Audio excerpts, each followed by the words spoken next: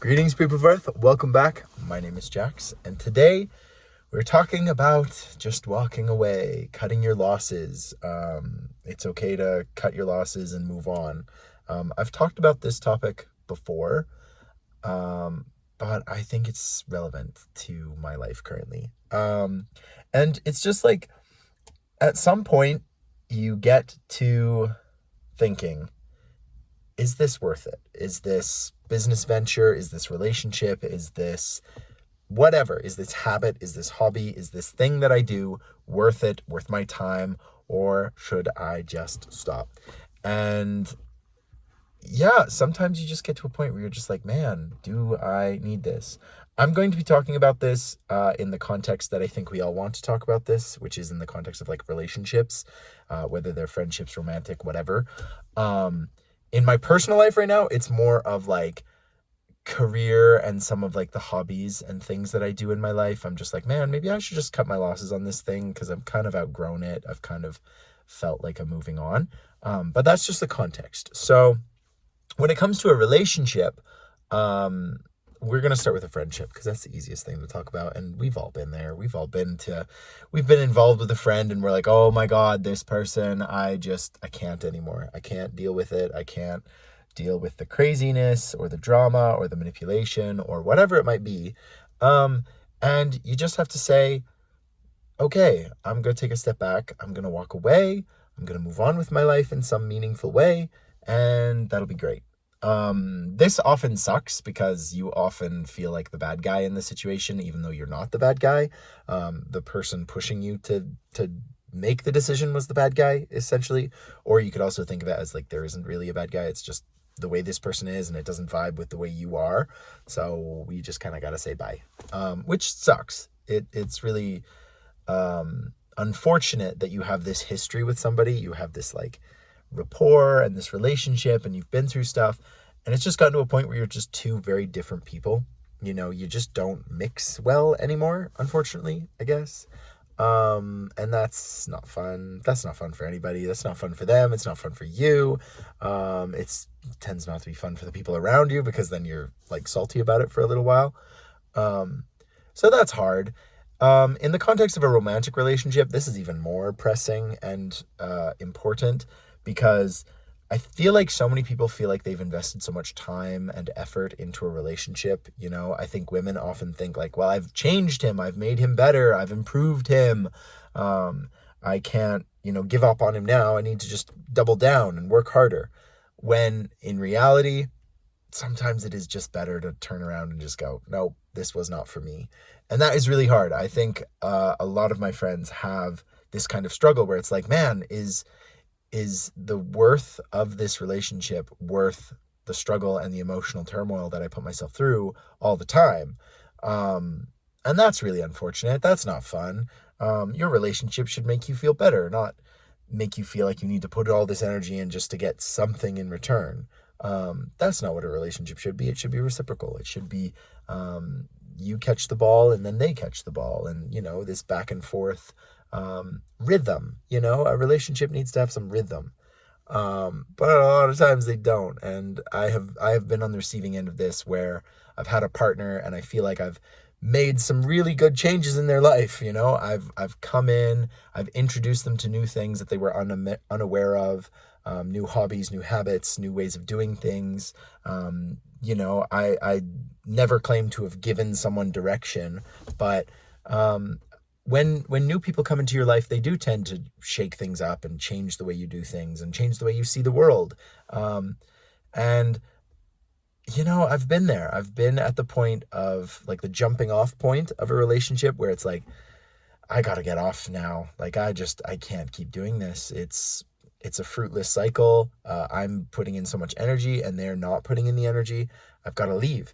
And that's really a hard thing to come to terms with. And it's even harder when you see them again in like a year or two and, they're doing much better. And, you can see that the work that you put in has really paid dividends for someone else. And it's like, I'm mad at this. Like, I'm annoyed that, they've done well. In some ways. I mean, you can be the better person and just be like, oh, I'm so glad that they're doing amazing. And like, I'm so glad that, they're a better human being and you can be the better person. But that's hard. That's really hard for me. And I struggle with that because it's like, no, I put this effort in, and I was there on those nights that they were crying, and I held their hand and supported them, and now they're just off doing something else. So that's unfortunate, you know. It's a hard thing to come to terms with. So yeah, at some point you do just have to say, you know what, this is not for me. I've got to get out of here. I've got to get out of this situation. It's not working. And it's such a struggle to do so. It's so hard. In terms of hobbies and habits and all of that kind of fun stuff, I think it's a little easier in some ways and a little harder in others. So I'm going to use just an example like, I don't know, fishing. We're going to say fishing. If you have had a passion for something your whole life, say it's fishing in this hypothetical. You've had a passion for fishing your whole life. It's something that you connected with maybe your parents, your dad or your grandpa, whatever. Fishing is this like really important thing to you, and you've invested a lot of time into this skill. And, whether you like it or not, fishing is absolutely a skill. You've invested a lot of time. It means a lot to you. It has a lot of nostalgia for you. You've spent quite a bit of money. Like, a lot of these hobbies aren't cheap, whether it's skiing or, fishing, whatever it is. And it can be hard to realize like, oh, that's not you anymore. And it can be really hard just to walk away and say, yeah, I used to fish. I don't do it anymore. And I think, you start to see some of these things as like your personality, like it's a part of who you are. It's like, oh, I'm the fishing guy. And it can be really hard to just sort of say, you know what, this really isn't me anymore. I don't get the same satisfaction I used to. It means something very different to me now. And that can be a very difficult concept. And of course, I'm talking metaphorically. I'm not actually talking about fishing, but there are these parts of us that we really identify with and that form a big part of our identity of who we are. And it can be really hard to either grow out of them or change to such a point that you no longer really identify it as part of your identity, but you see it as like what it used to be.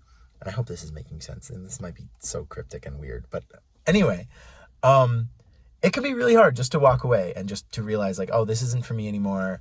This particular thing, this attribute, this quality isn't me. And it's just like it's with a friend or a partner.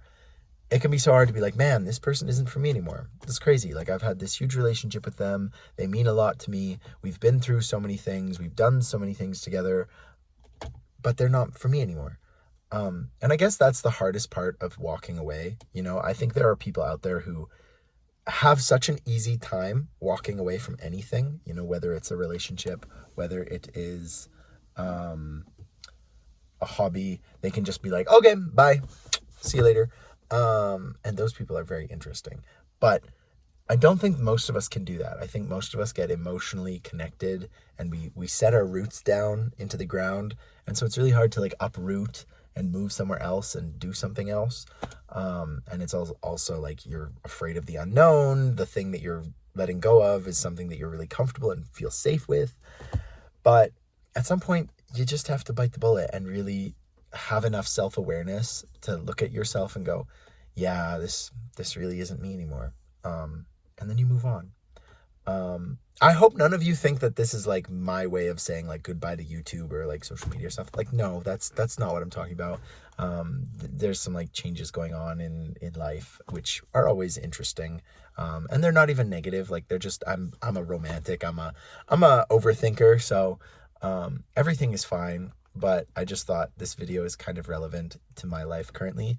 And maybe I just needed to hear myself say some of these things. So I hope this was helpful in some regard. I apologize if it's a weird one or just different. I know it's a bit of a different thing. So yeah, please let me know your thoughts. Have you ever had to just walk away from someone or something? and it kind of killed you inside a little bit, made you feel like, oh, how do I do this? Because I'm there right now. So anyway, I hope you're having an amazing day, week, month, whatever you're having. I hope it's amazing. And as always, guys, I will talk to you tomorrow.